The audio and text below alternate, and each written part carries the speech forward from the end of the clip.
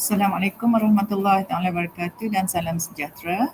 Okey, hari ini kita masuk kepada subtopik 9.3.3 iaitu macam mana kita nak menentukan kebarangkalian peristiwa bergabung bagi peristiwa saling eksklusif dan peristiwa tidak saling eksklusif.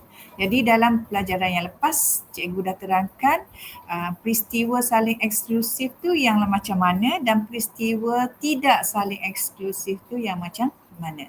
Jadi awak kena kenal pasti dulu ya. Yang sama ada peristiwa tu saling eksklusif ataupun peristiwa itu tidak saling eksklusif. Okey. Jadi macam mana kita nak menentukan kebarangkalian ini, kita nak guna rumus apa? Jadi langkah yang pertama kita kena tentukan dahulu, okey, kita nak tentukan apa? Sama ada peristiwa kita ada dua, iaitu sama ada peristiwa itu adalah peristiwa saling eksklusif ataupun peristiwa itu peristiwa yang tidak saling eksklusif. Sebabnya kalau peristiwa itu adalah saling eksklusif, kita kena guna satu rumus ini. Iaitu rumus ni yang awak dah belajar sebelum ni. Iaitu rumus seperti ini. P ni kebarangkalian peristiwa A atau peristiwa B ni menunjukkan atau ya. Union ini menunjukkan atau.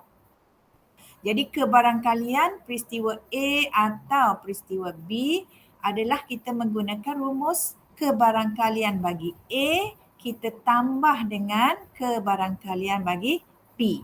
Ini untuk peristiwa saling eksklusif.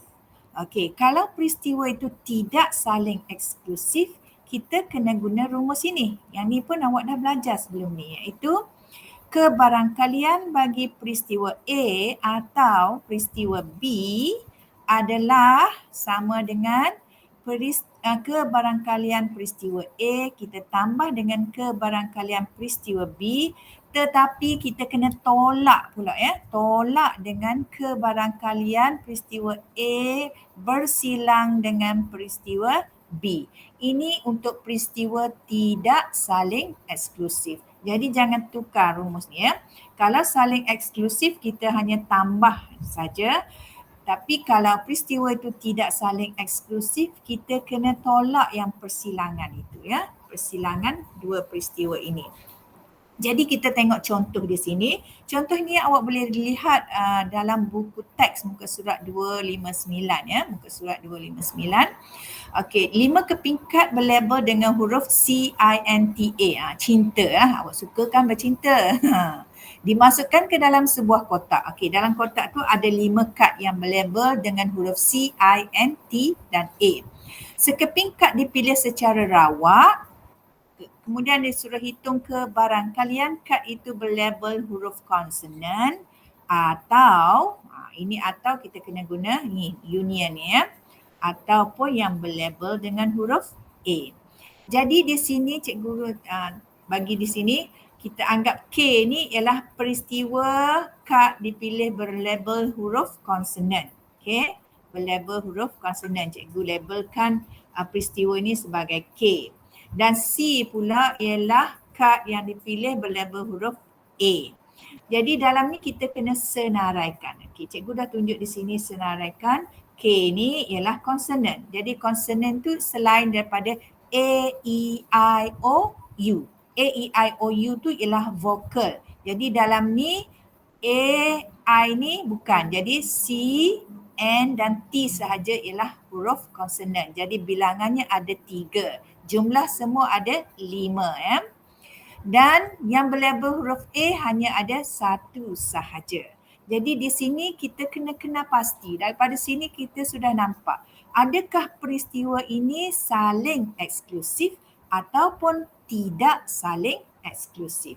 Jadi ingat ya, cikgu dah bagi contoh hari tu kalau eksklusif ni dia mahal. Tak ada orang guna benda tu. Maksudnya tidak akan sama dengan orang lain. Jadi di sini kita dapati peristiwa ini peristiwa eksklusif, saling eksklusif. Jadi kalau saling eksklusif, kita kena guna rumus tambah ini. Rumus tambah. Okey. Kemudian kita gunakan rumus itu, kita akan dapat inilah Kita tulis balik rumus tu, tapi kita tak guna A dan B lah sebab kita labelkan peristiwa itu K dengan C. Jadi kita buat K dengan C lah. Jadi ingat di sini ya, U ni adalah union ataupun peristiwa atau. Atau ya.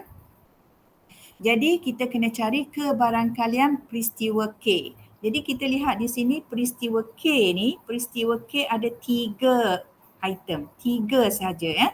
3 saja daripada 5. Maka kebarangkalian bagi peristiwa K ni adalah 3/5. Okey, ada 3/5. Okey, kita ada 3/5.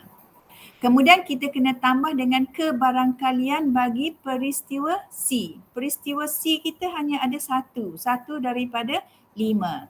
Maka bilangan bagi peristiwa C bahagi dengan bilangan sampel. Sampel kita 5 lah. Jadi kita akan dapat 1/5. Jadi bila kita jumlahkan kita akan dapat 4/5. Okey. Ni